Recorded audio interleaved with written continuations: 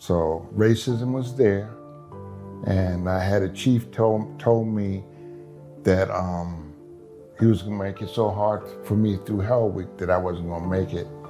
His wife walked over to me. She says, "We got lobster dinner. You make it." And we had lobster dinner. Lobster, steak, and shrimp and all. Oh, man. yeah. Oh, that's nice. That's nice. Yeah. So I pissed him off. Yeah. I pissed him off, but hey, comes with the territory. Hey, but I think just having that confidence in yourself propelled you through, right? Yeah. Through all the challenges, the things that you had to overcome, you were able to get to the end of the road. So that's just incredible upon yourself being able to do something like that, because you paved the way for a lot of other people. Yeah. Because, even during that time, right, when we talk about the military, a lot of times, most people don't know, like the military was a very difficult position to be in for minorities. During that time frame, a lot of minorities only were able to be cooks. Right. Cooks and stewards, cooks, stuff like that. For me to be in UDT SEAL, That's top of the class. it was Cut like, above. okay, whatever you want to do, Chuck. It opened the door and made me realize that my complexion had nothing to do. I was capable of doing. I never shot rifles until I got in the military, and then I became an expert rifle. Guy said, "You're from Harlem and you've never shot guns?" I said, "No, and I don't like them." And he says, "Well, you're going to have to learn to like them." Yeah. Which I did. Which I did. So there were quite a few things I did in coming through training that I had no idea that I was capable of doing. Yeah.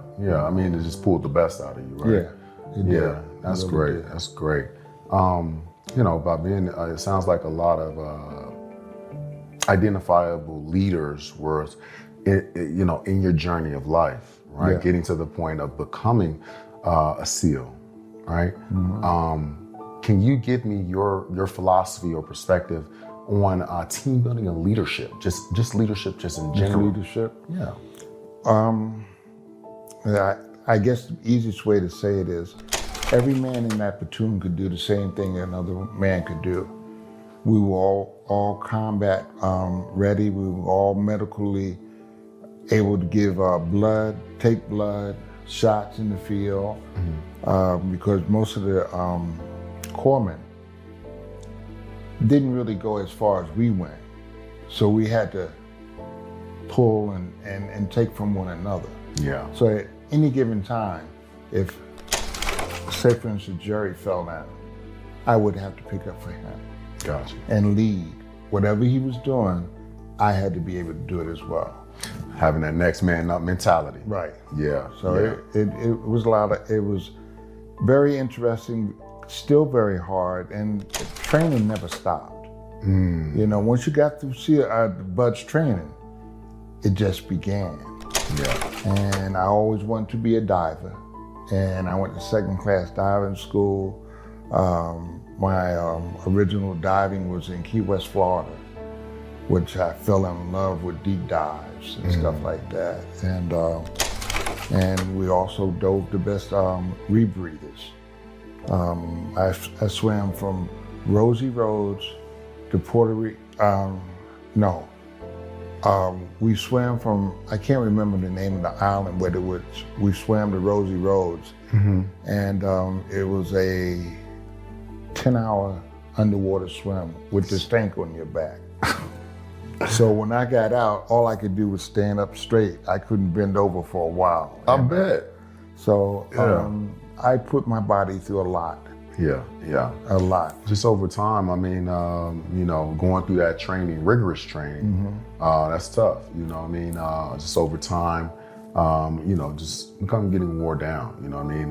We're all human here. Right. You're a little superhuman, but yeah, everyone's during that transition throughout the military goes through these rigorous trainings, regardless of what it is. And I think you hit a nail on the head when you spoke about not stopping training, not forgetting your training, and continuously moving forward to training, so much so that you would need to train the next man to bring them up. Right. Right. Right. And I think, when we talk about that in different various aspects, just in anything, but labeling in entrepreneurship, right? That's something that you always want to make sure that is there. Having the continuous training, the leadership training, making sure everything is understood. And I think that's incredible. I think it's incredible because most people, and I will tell you,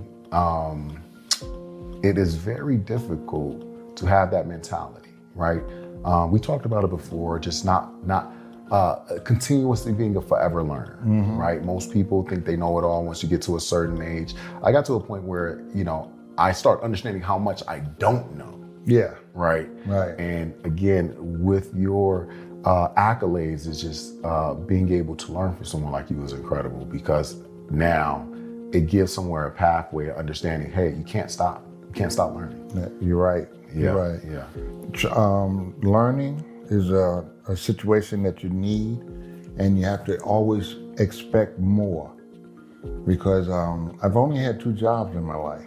Oh, wow. Only 2. And one is being a UDT SEAL, and the next one is air traffic controller. And I went from abusing me physically to messing with my mind. So I went from being wet and always cold, always on the go, to sitting in a building getting paid well. And that was a challenge too, because I was the only black in the tower. So, I've always gone where you tell me I can't go.